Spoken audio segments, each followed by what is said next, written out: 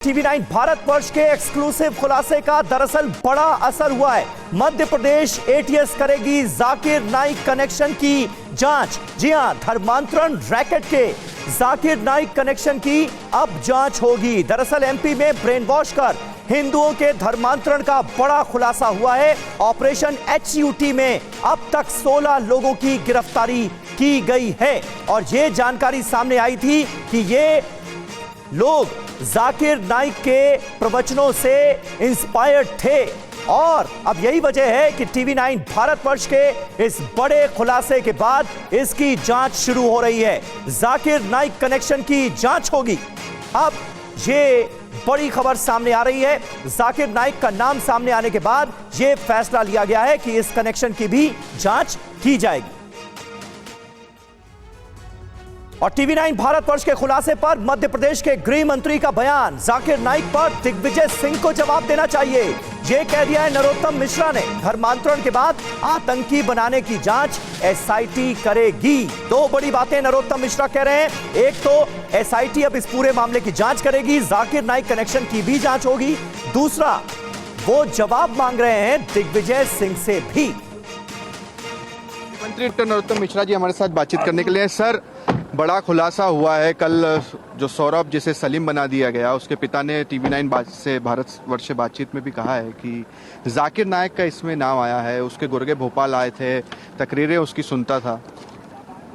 अब ये जवाब शांति दूत जो जाकिर नाइक को कह रहे थे उन्हें देना चाहिए। इस पे नहीं बोलेंगे, वो HUT पे नहीं बोलेंगे दिग्विजय सिंह जी, वो JMB पे नहीं बोलेंगे, लेकिन हिंदू पे, हिंदुत्व पे, सनातन पे वो जरूर बोलेंगे।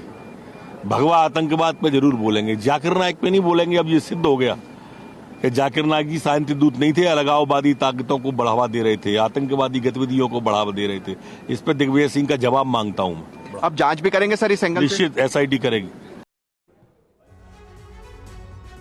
और देखिए, Saurabh and Salim the terror story और तार जो है वो अब जाकिर नाइक से जुड़ते हुए कहीं ना कहीं नजर आ रहे हैं। शुभम गुप्ता हमारे साथ मौजूद हैं। शुभम, ये बड़ी जानकारी इस वक्त सामने आ रही है। मध्य प्रदेश की सरकार जांच करवाएगी, SIT जो है वो जाकिर नाइक कनेक्शन की भी जांच करेगी, लेकिन हम देख रहे हैं पॉलिटिकल हमला भी शुरू हो गया है इस खबर को लेकर। दिग्विजय सिंह से जवाब मांग रहे हैं नरोत्तम मिश्रा। देखिए, बिल्कुल समीर, मगर आप 4 दिन से देखिए कि इस पूरी खबर में क्या कुछ चल रहा था। जो मध्य प्रदेश ATS ने भी खुलासा किया था, उस पूरे प्रेस नोट में कहीं भी जाकिर नाइक का कोई जिक्र नहीं था कि उसने किस तरह से धर्मांतरण कराया। ये बात जरूर बाद में निकल कर आ रही थी कि इसमें से 16 में से जो 5 संदिग्ध आतंकी गिरफ्तार हुए हैं, उसमें से 5 हिंदू थे जो बाद में कन्वर्ट होकर मुस्लिम बन गए। मगर कल जब सौरभ जो सलीम बन गया, उसके पिता से TV9 भारतवर्ष ने हमने बातचीत की, उसमें इस बात का खुलासा हुआ कि जाकिर नाइक के गुर्गे भोपाल में आते थे, जाकिर नाइक की तकरीरें सौरभ सुनता था और उसके बाद कन्वर्ट हुआ, उसका धर्म परिवर्तन हुआ। अब इस पूरे मामले में मध्य प्रदेश सरकार भी एक तरह से एक्टिव हुई है और गृह मंत्री नरोत्तम मिश्रा से भी जब हमने बातचीत की तो उसमें उन्होंने कहा कि अब इस पूरे मामले की जांच SIT करेगी, ATS भी करेगी। तो एक बड़े खुलासा जो कि TV9 भारतवर्ष ने किया, जाकिर नाइक का इसमें नाम आया। जो दूसरा आपने सवाल किया समीर कि इसमें अब राजनीति भी शुरू हो गई है, क्योंकि दिग्विजय सिंह के निशाने पर या कहे कि जितने भी BJP के नेता हैं वो हमेशा ही दिग्विजय सिंह पर हमलावर रहते हैं। और एक बार फिर से सवाल पूछ रहे हैं डॉक्टर नरोत्तम मिश्रा गृह मंत्री कि अब इस पूरे मामले पर दिग्विजय सिंह भी जवाब दें कि जाकिर नाइक को। बिल्कुल बिल्कुल, और वो हमने सुना नरोत्तम मिश्रा जिस तरह से हमला बोलते हुए नजर आए। वहीं HUT के गिरफ्तार 16 संदिग्ध आतंकियों से जुड़ी एक और बड़ी खबर है। सिमी पर एक्शन। जम्मू कश्मीर में अनुच्छेद 370 हटने से नाराज थे ये संदिग्ध आतंकी।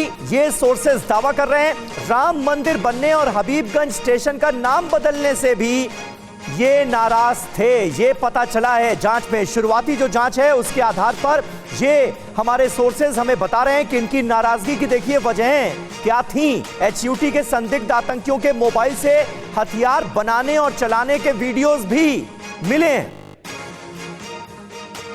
और शुभम लगातार हमारे साथ मौजूद हैं। शुभम, नाराजगी इनकी किस बात को लेकर थी, या फिर यह कहा जाए कि किन किन चीजों को लेकर इनका ब्रेन वॉश किया गया वो भी सामने आ गया है? देखिए समीर, जब हमने सौरभ जो सलीम बन गया उसके पिता अशोक जैन से बातचीत की तो उन्होंने सिलसिलेवार तरीके से सारी चीज़ें बताई थी कि 2010 के बाद कैसे सौरभ पर इस्लाम का प्रभाव पड़ रहा था और उसके बाद धीरे धीरे वो इस्लाम की तारीफें करता था, जिससे कोई दिक्कत उसके पिता को नहीं थी कि ठीक है आप इस धर्म में आस्था रखते हैं, कोई उसे परेशानी नहीं है। मगर उसके बाद वो उसके पिता पर ही हावी होने लगा। घर में जो मूर्तियां रखी रहती थी या भगवान की जो तस्वीरें थी उसे हटा देता था, उस पर उसे कवर कर देता था। तो ये सारी चीजें थी। मगर इसमें बड़े खुलासे इस बात को लेकर भी हुए हैं कि राम मंदिर का जो फैसला आया, राम मंदिर जो बन रहा है उसे लेकर ब्रेन वॉश किया गया कि इस्लाम कहीं न कहीं खतरे में या खत्म हो जाएगा। दूसरा जो बिल्कुल, यानी कुल मिलाकर किस तरह से इसे रेडिकलाइज किया गया उसकी एक एक जानकारी अब सामने आ रही है और इसके पीछे कहीं कोई बड़ा रैकेट तो काम नहीं कर रहा है, कोई बड़ी साजिश तो नहीं है। अब इसकी तफ्तीश शुरू हो गई है। एसआईटी और एटीएस मिलकर इस पूरे मामले की जांच करेंगे।